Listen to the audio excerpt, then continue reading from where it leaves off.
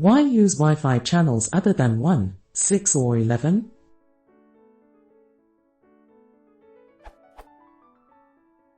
Wi-Fi channels 1, 6 and 11 do not overlap. However, any channel in between them does. For example, channel 3 would use some of the frequency band of channel 1 and amp 6, and channel 9 would use some of the frequency band of channel 6 and amp 11.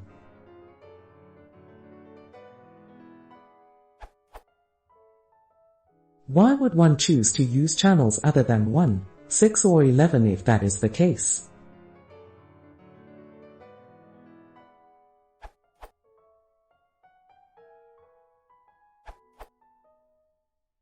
Cisco has a deployment page that illustrates this.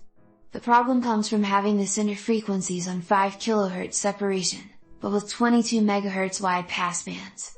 Normally, in a radio frequency assignment plan, you have for example a 12.5 kHz passband and channels on center frequencies every 12.5 kHz. Adjacent channel interference usually means you assign out every other channel in a local area, unless the spectrum starts getting crowded. Because of the insane amount of overlap on 802.11, in a close area, say a warehouse, you can only use 1, 6, 11 without adjacent channel interference. Down the street where the signal falls off, someone else could use channels 2 and amp 7 simultaneously, a little further on, 3 and 8, and so forth. As to the reason for the overlap, I'm guessing that they had too much faith in their spread spectrum modulation scheme they were using when the specs were created.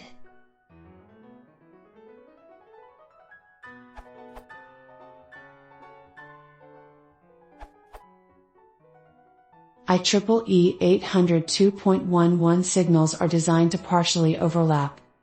So, go ahead and use those other channels. First of all, it is important to note that the cited Cisco paper only applies to a single organization controlling all of the IEEE 802.11 signals inside one building.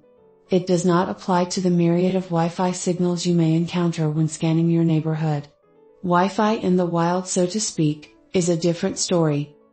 A lot of people mistakenly consider IEEE 802.11 signals like solid cars on a multi-lane highway.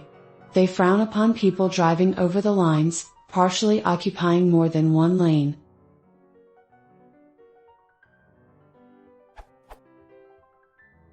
However, Wi-Fi signals are rather like colored plumes of smoke. Along the open lanes, the color plumes are allowed to intermingle. As long as I can still tell the color of my plume of smoke at the end of the road, all is fine. The partial overlap of differently colored plumes is then like a gray mist of noise to my signal.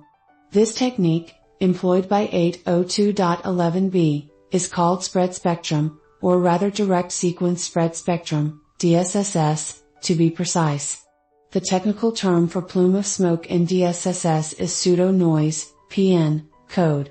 802.11 grams circumvents in-channel noise through orthogonal frequency division multiplexing, OFF-DM, of a multitude of narrow, hence slow but more reliable, carriers.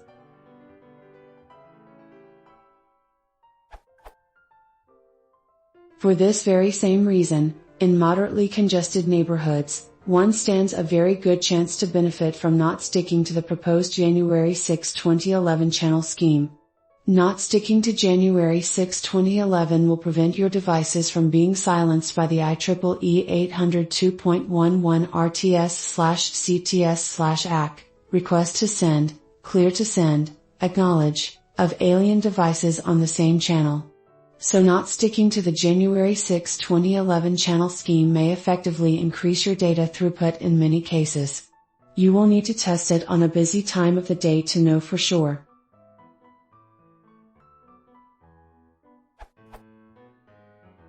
Also consider the band edges, which may offer protection of overlap at one side of the spread spectrum channel.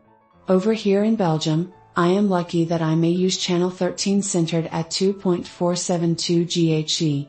In some geographies you may even use channel 14 centered at 2.484 GHz, which has no overlap with any of the January 6, 2011 channels at all.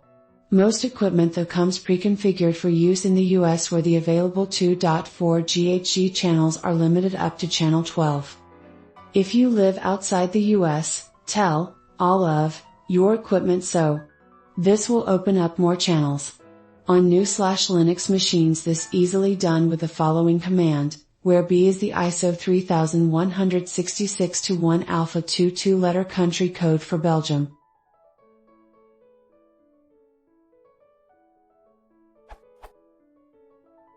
The following command will give you a list of available channels, here shown for a different geography.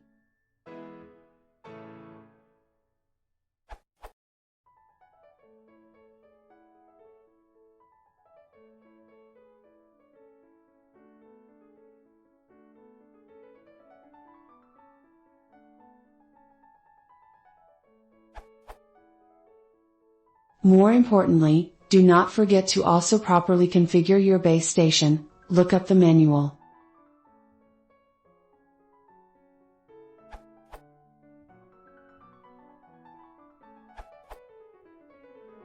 It is because other people use those channels, and as such, having an overlapping but less crowded channel is better than having the same channel as someone else. It would have some contention, but not as much.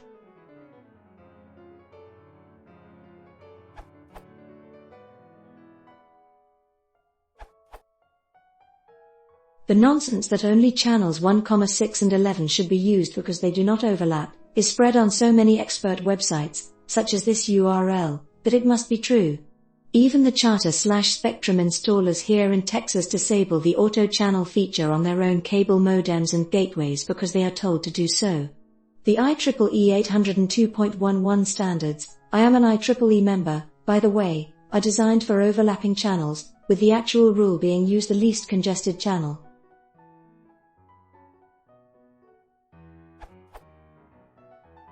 Here are actual Wi-Fi spectrums in my house, and the over 100% speed improvement on channel 9 compared to channel 6.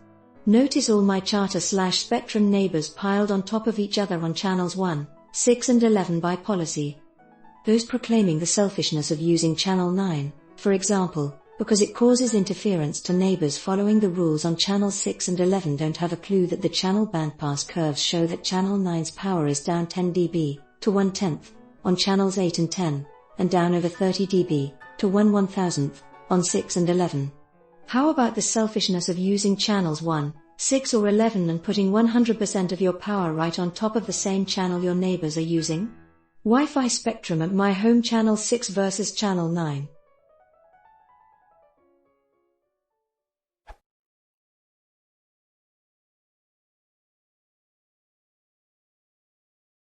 I fjor vant så var det handel, plassert som Schuberts oppstriving.